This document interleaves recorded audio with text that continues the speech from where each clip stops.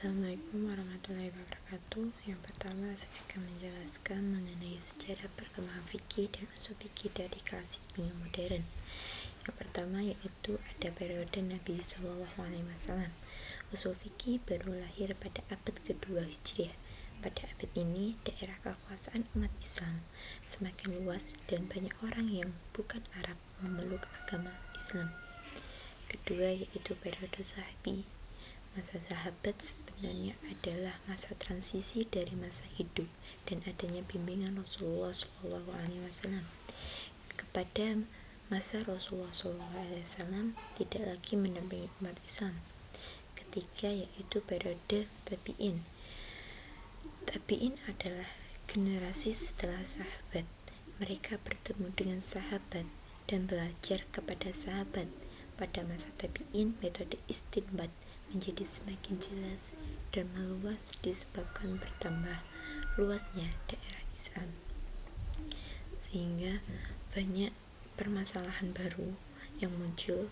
Banyak para tabi'in hasil didikan para sahabat yang mengkhususkan diri untuk berfatwa dan beristihad, antara lain yaitu Sa'id ibnu al-Musyab di Madinah dan Al-Khamah ibnu al-Khiyas serta Ibrahim al-Nakhi di Irak.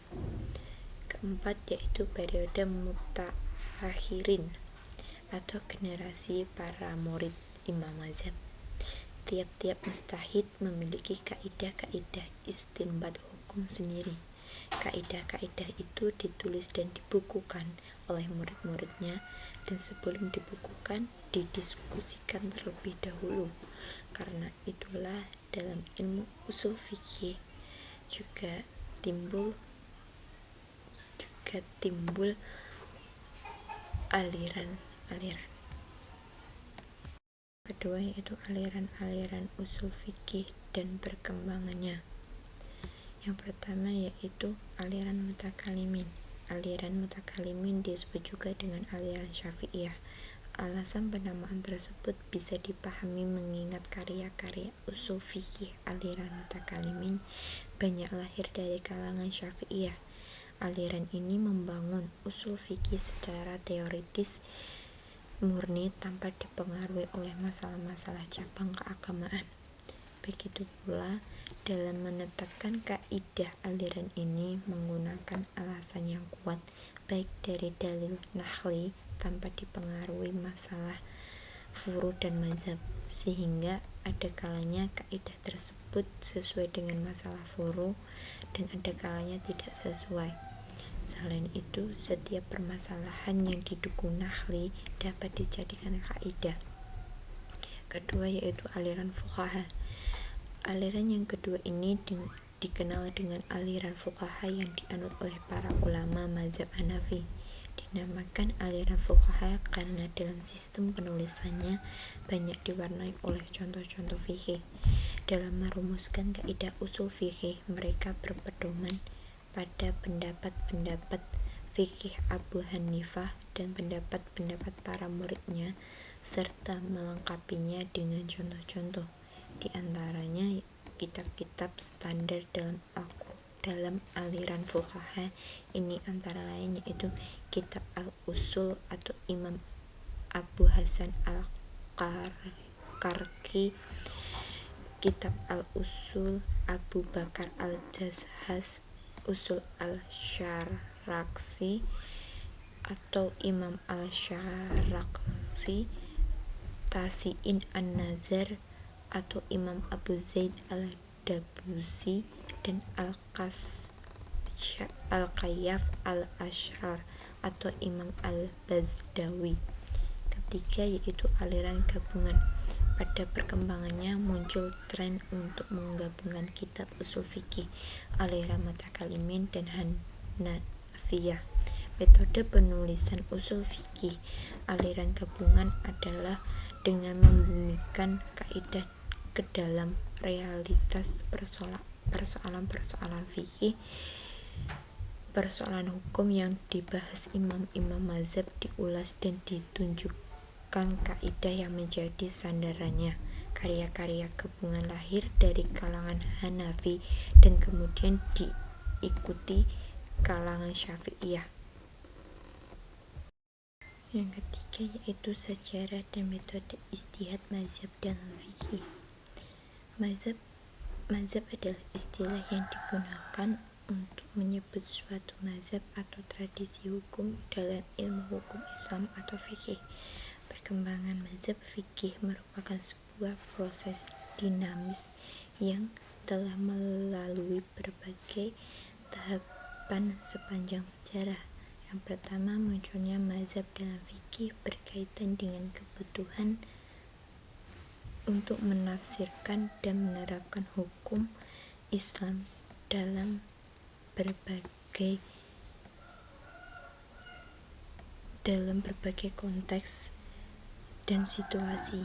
4 mazhab utama dalam fikih adalah mazhab Hanafi, Maliki, Syafi'i, dan Hanbali. Setiap mazhab mempunyai metodologi tersendiri dalam menafsirkan dan menurunkan hukum Islam dari sumber utamanya yaitu Al-Quran dan Sunnah Nabi Muhammad SAW.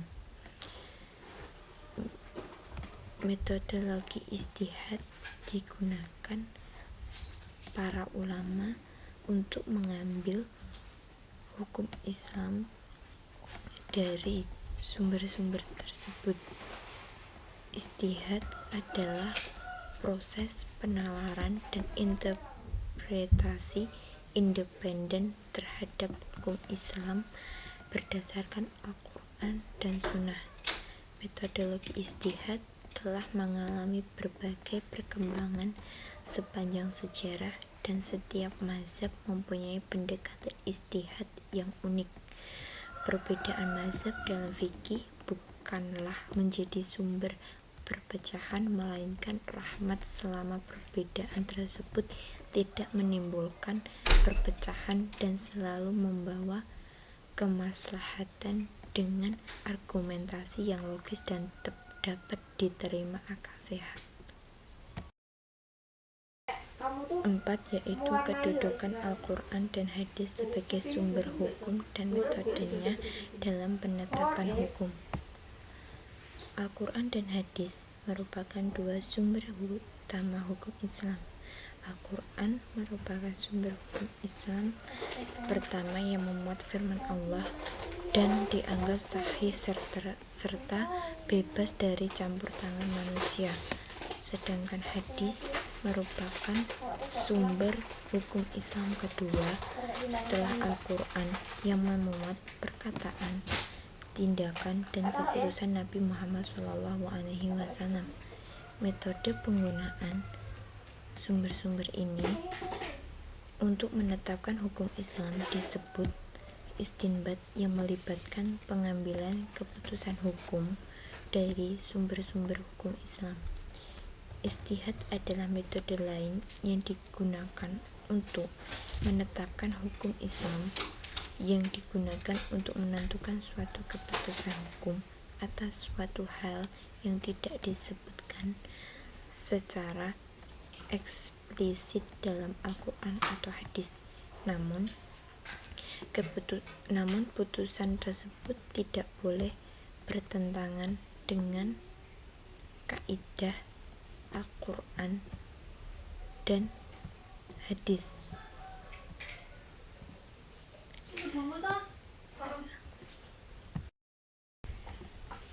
5. Yaitu kedudukan ijma' dan qiyas sebagai sumber hukum dan metodenya dalam penetapan hukum.